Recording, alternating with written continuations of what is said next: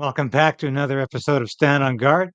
I'm your host, David Krayden. Thank you so much for joining me today. I promised I would be a little later today with the broadcast because I was at the Freedom Convoy trial of Tamara Lich and Chris Barber, and I want to tell you everything that happened. I was there. We'll be right back with more.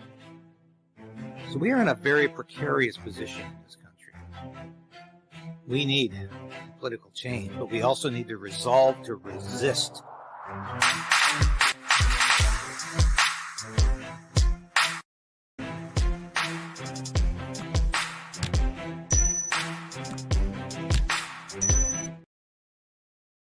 Yeah, please like the station. Smash that like button, give us the thumbs up, and subscribe. YouTube loves to suppress subscriptions because they can tell you nobody likes your station, so we're going to demonetize you, or we're going to make sure you don't get the numbers you need, or you're not going to get more subscribers. We're going to unsubscribe them. So it's a bit of a game we play with YouTube, but we're winning thanks to you. We're winning, and you know what? I think Chris Barber and Tamara Lich are winning too. I just got back. I mean, literally a half an hour ago from the Freedom Convoy trial. That's what I call it. It's the Freedom Convoy trial. This is a political trial. This is a kangaroo court. No, I won't call it a kangaroo court because there's a good judge there. That is a saving grace here. But it's a political trial because it should never have been put on trial. I don't blame the judge for this. Heather Perkins McVeigh has been very fair, and she was fair again today. And you'll find out she actually quipped at one point about evidence presented by the prosecution. But I will call it a bit of a show trial, not once again because of the judge. I have a lot of respect for this judge. I think she's doing a good job. But this is a political farce. Should never have come to this. No way, as a mischief charge, take 11 months now. This was day 43. I sat down with Lawrence Greenspan before the trial began because everything was late. They couldn't get their computers working properly. They couldn't get the Zoom going, so everything was about a half hour late. So I sat down with Lawrence Greenspan, who is Tamara Lich's lead attorney. He's the lead attorney for both of them to some degree because, and he is one of the best in Ottawa. He's a criminal and civil lawyer, one of the best in Ottawa. He's doing a bang up job. And I said, "How long has this been going on?" He says, "We're on day 43 today. This thing started on September the 5th, 2023. That was the Tuesday after the long weekend, the long Labor Day weekend. That's when this trial began. And what are they accused of? Murder? No, no. Robbery? No. Sexual assault? No. They're accused of mischief and counseling to mischief. You know what that usually amounts to? Yeah, you betcha. It's usually resolved before they even go to trial. And if it goes to trial, it sure as hell lasts maybe 2 days. But this has gone on since September 5th, and it is ludicrous. That's all I can say, ludicrous. And Lawrence Greenspan agreed with me, saying, I guess can't believe that the prosecution, the Crown, keeps adding more and more evidence, just more superfluous documents, really, that the judge has to assess. And this week was supposed to be the final statements, the concluding statements for both the Crown and the defense. Well, the Crown took 2 bloody days in their concluding statement. Now they're about 3 days behind, and we have to go into next week to hear all of the defense final statements, which basically is the entire defense case. They have put it all in their concluding statements. So far, from what I heard today, they're doing an excellent job of getting the points across. And you can see, yes, I was there on behalf of the Post Millennial. I got a story up by before 4:30 this afternoon, as soon as the trial was over. Yeah, I was typing away all afternoon as we were working. Great picture there of Chris Barber and Tamara Lich outside the Ottawa courthouse. Yeah, there they are. Yeah, this has become their second home. They come out. You have to remember, he's from Saskatchewan. She's from Alberta, Medicine Hat. I believe he's Swift Current. And they come all of this way every time they have to come back for trial. This is called lawfare. They're waging lawfare against these two so they can rack up huge legal bills. And they're trying to destroy them financially, trying to give them anxiety attacks, trying to ensure they just don't enjoy life and they just regret that they ever opposed the Trudeau government. Don't forget as well, though, it's not just Trudeau here. Trudeau's not taking them to court. Trudeau invoked the Emergencies Act that caused all this nonsense. Trudeau's the one that really pushed to have the Freedom Convoy snuffed out. But Doug Ford took these two to trial. This is a provincial matter. They're in a provincial courthouse. This is Doug Ford, Doug Ford conservative. Doug Ford, the faux conservative, who's doing this. Let's not forget that. Let's not give Doug Ford a pass for anything because he signed on the dotted line for the invocation of the Emergencies Act. Nobody liked the Emergencies Act more than Doug Ford. He thought it was a great idea. Yeah, and some so-called conservative pundits and writers said, good for you, Doug Ford. Yeah, get rid of those blue-collar trucking convoy people who are just causing all this stir in Ottawa and at the borders at Coates and Niagara Falls. And yeah, I mean, it was absolutely ludicrous. But that's where we are. So here they are back for their final conclusion. We're not going to get a verdict. And Lawrence Greenspan told me this today, twice. We're not going to see a verdict. He predicts. Now, nothing is certain in the law, but he predicts that we're not going to see a verdict now until early, maybe later, 2025. That means we're going to have a year and a half putting these two people through chronic hell, financial distress, just so the political masters and the deep state can be appeased. That's what this is all about. So we had a good chance here. So we're outside now, the Ottawa courthouse. I'm waiting for the Freedom Convoy lawyers to come out. Diane Magus was the lawyer representing Chris Barber this morning. And what they're trying to do, of course, is to speak for Chris Barber because the prosecution, the Crown, is trying to make this all about Chris Barber and to link Tamara Lich to Chris Barber through something called the Carter application. We've discussed this in the past. So that whatever Chris Barber is found guilty of, Tamara Lich will automatically be found guilty of as well.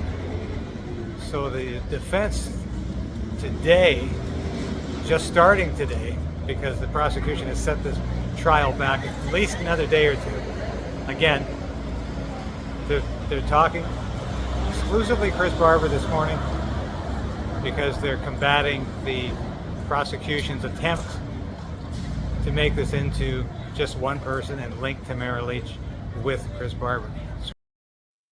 So if you misunderstood that, I'll repeat it here.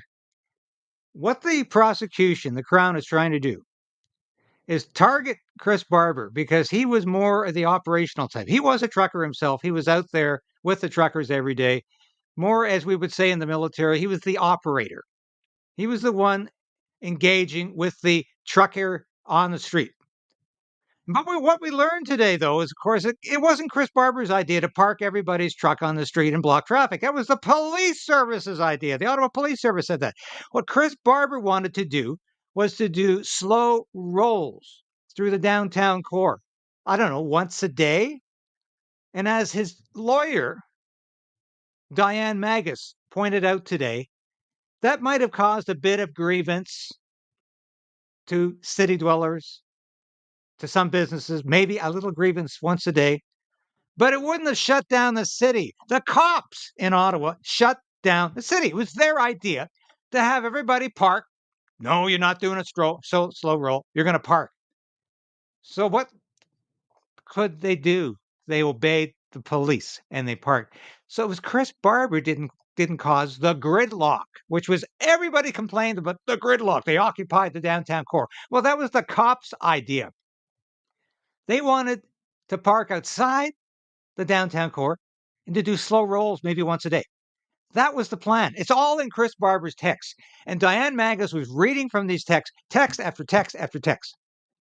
And once again, it demonstrates Chris Barber was completely committed to peaceful protest. He was completely committed to not blockading the streets, to not tying up traffic, to not creating gridlock. In fact, he actually went out of his way to clear the streets in Kent Street here in Ottawa, which is one of the main arteries that leads downtown to Wellington, which is right in front of Parliament Hill. He was doing his best to clear the traffic. Once again, the prosecution totally ignored that. It's been a clown show for the prosecution. Let's put it that way. Everything they've done has been a disaster. They played video clip after video clip in the first months of this trial, and it has become a trial, believe me, in every sense of the word. And every clip they played had either Chris Barber or Tamara Lich saying, please protest peacefully. Do not bother people downtown. Obey the police. Every one of them. And they looked stupid. So what are they trying to do this week? Well, they're saying it's all Chris Barber's fault. And because he was a co-conspirator with Tamara Lich, whatever Chris Barber did, Tamara Lich did too. That's part of a legal device called the Carter application. I won't get into that, but that's technically what it is. So she would be guilty of whatever he did.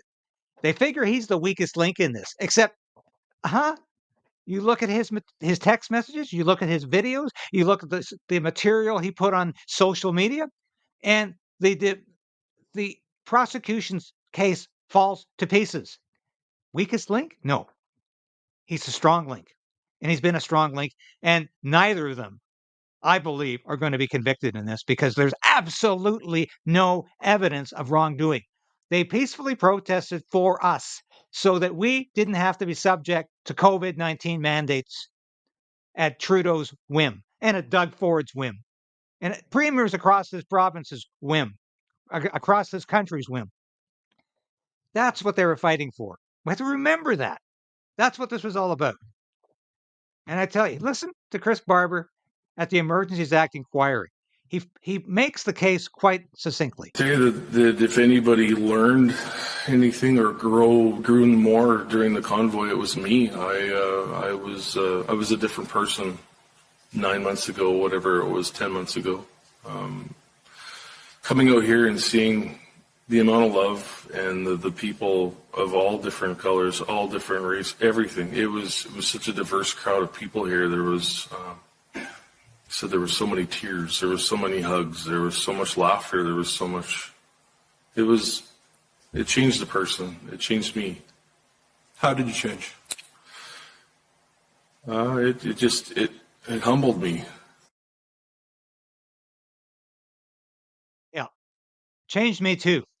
I covered the Freedom Convoy from the very beginning to the very end until Trudeau sent out the police to smash heads and to squash the protesters. I was there. Changed me too. I never really considered myself a populist. I was a small C conservative, small L libertarian. You take your pick. But I really didn't consider myself a populist. I didn't really understand a lot of issues surrounding blue collar workers. I sure as hell did after this. And it was a very profound and moving experience for me as well.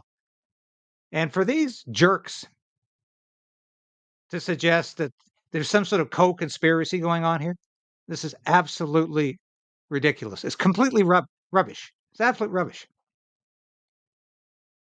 And it's absolutely ridiculous to suggest that there's anything going on here but peaceful protest. And I tell you, the prosecution, the Crown, has been unable to prove that or even demonstrate it, or even hint at it so far. And you have to laugh at this. I mean, Tamara Lich posted this today about, and the judge actually raised this one because the Crown suggested there was some sort of collusion because Tamara Lich and one of the protesters were wearing the same hoodie. So what is this, a club? What is this, some sort of secret society? They're wearing the same clothes.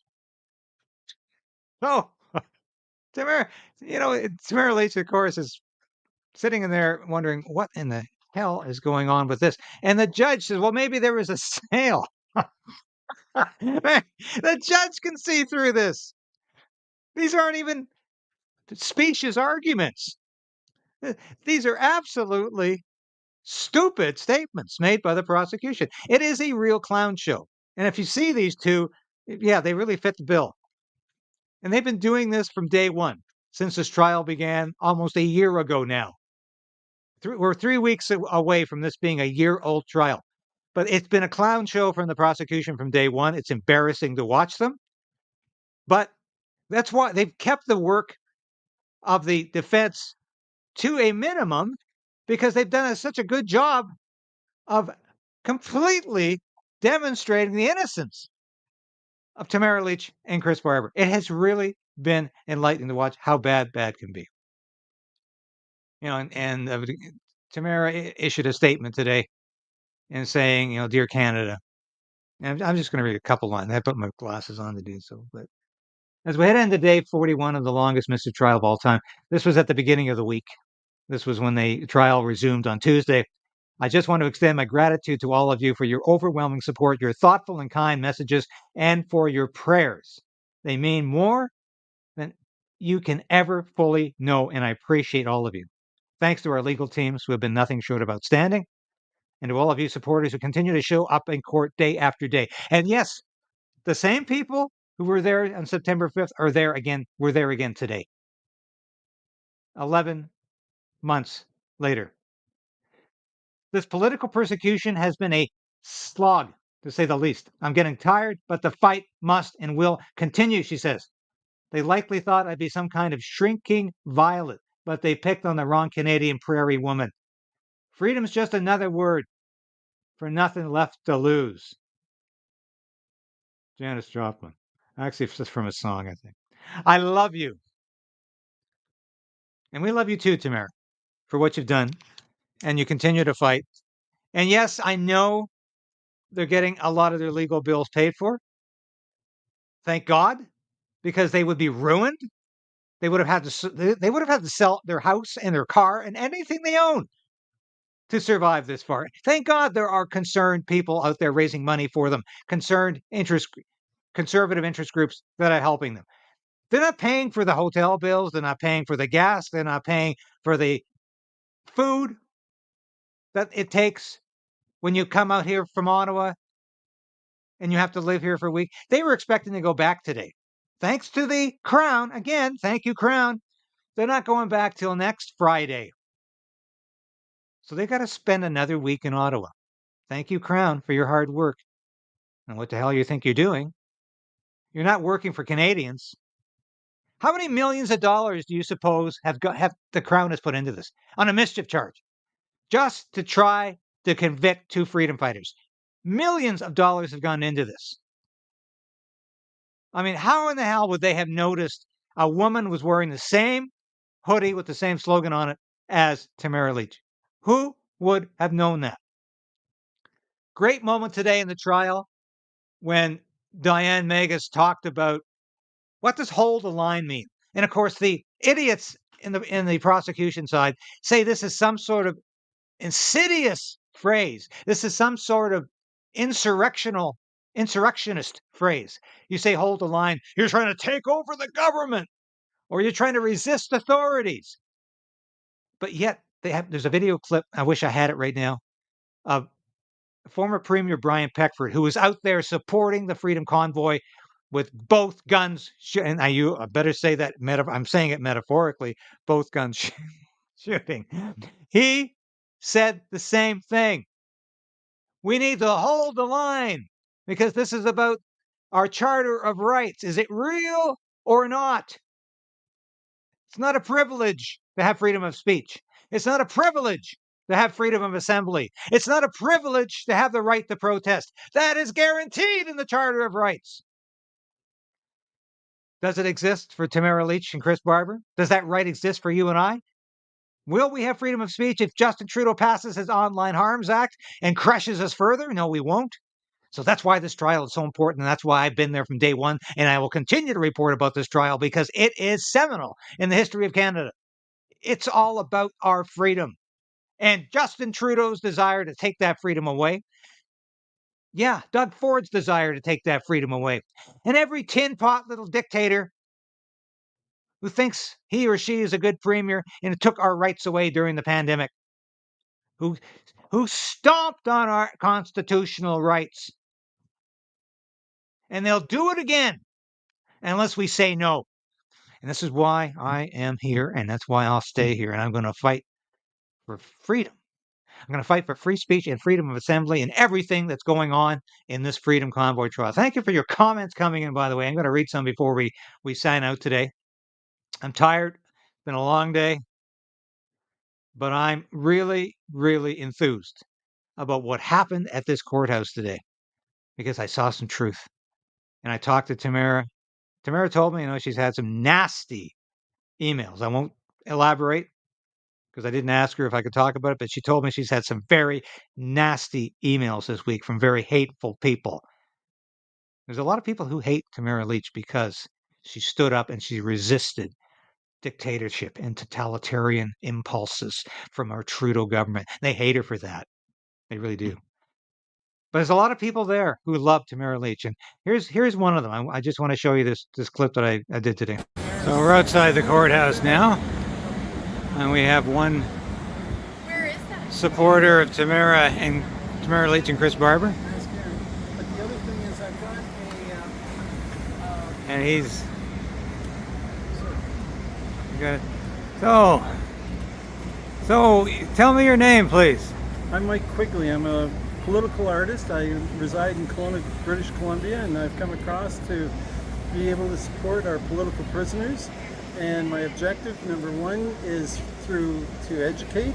Number two is to donate. It doesn't matter the amount of donation, but it's the number of Canadians that donate and say, hey, not in our Canada. And number three is to provide a Tamara hug. And if in fact we hug one another, we are Canadians and we are known for our peacekeeping. We can have a difference of opinion, we can go into a room, we can leave with a handshake or a hug. And that makes us definitively Canadian, different than anywhere else in the world. And I think it's time that we take our DNA and put it back into the world of peace and understand what our position is in the world. And so that's my objective, to pass on a vote of confidence for this world. We don't need more government, we just need more love. So you say you are collecting donations? No, I do not. I just direct people to helptamara.com. In this case, Friday night, Pat King's got a bit of a music festival that Tamara is going to be singing at, and I'd like to support this Pat King this Friday. And where's that happening? I apologize. I'm not from the area. I'm from Kelowna, so you'd have to refer to somebody with more knowledge of the city. Okay. Well, thank you, and David, thank you I will find out where that's happening here. David, thank you for taking a moment. I'm just going to get some other shots here. This is Chris Barber in the background. Good morning. And of course, this trial today has been all about Chris so far. I kind of feeling good. It's a good day. It's nice to be on the defense, right? Well, I think you're ably defended. You've got a great lawyer there today, and from what I saw today, it doesn't look like you were encouraging anybody to gridlock the city. So that was coming out. Wait for it. The truth will always come out. Thanks for doing Timeline is such that maybe Chris and yourself are... and there's Tamara now. We'll be back.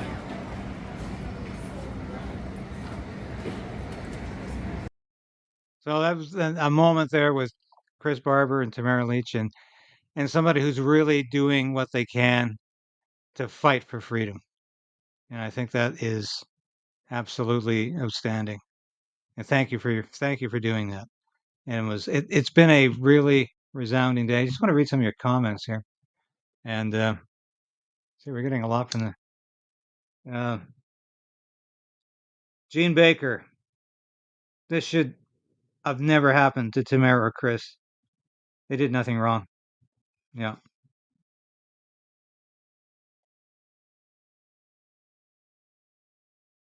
This is the power of three and me. If a federal judge ruled already Emergency Act illegal and against the Bill of Rights, how can this even continue? Well, exactly. How can it even continue? But it is.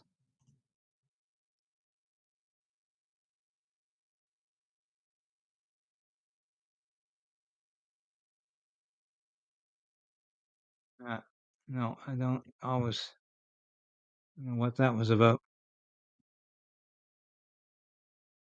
Jacob Durant. They hate us all for speaking the truth.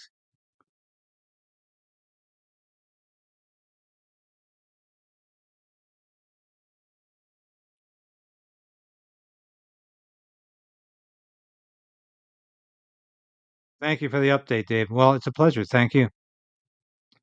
Thank you. And thank you all for watching this show. And it is a pleasure to be here. And it's a pleasure to be a part of this experience. So that and I want to mention one more thing before we go here. There is a fundraising barbecue tomorrow night for Pat King, who still has his bank account frozen. I was told this today. I didn't know that. Still has his bank account frozen. And of course, he can't go because he's in jail. But Tamara Lich will be providing the entertainment. And it's at 8130 Russell Road in the Ottawa area. Starts at 6 o'clock. That's what I get for putting these miniature slides on. 6 p.m. tomorrow night. 8130 Russell Road. So check that out. Tamara Lich will be performing. There'll be a cash barbecue, and you'll get to meet lots of great people. So if you're in Ottawa, go there tomorrow night. I think you'll have a great time. And this is a marvelous time for freedom. Lots of bad has come out of this trial, but lots of good as well. And I think the realization that we're still a free country and we have people who are prepared to fight to keep it that way. And I'm one of them. And I know you are too. All of you who are listening today, I know your hearts are in this fight and we have to keep fighting. So thank you so much for watching. Please tell your family and friends about this station. Have them watch this broadcast tonight. Please do that for me. I really appreciate it. I can't tell you how much I appreciate all of your support and to keep this station going upwards, because we're going to beat not only YouTube suppression, we're going to beat Justin Trudeau's censorship, no matter where that leads.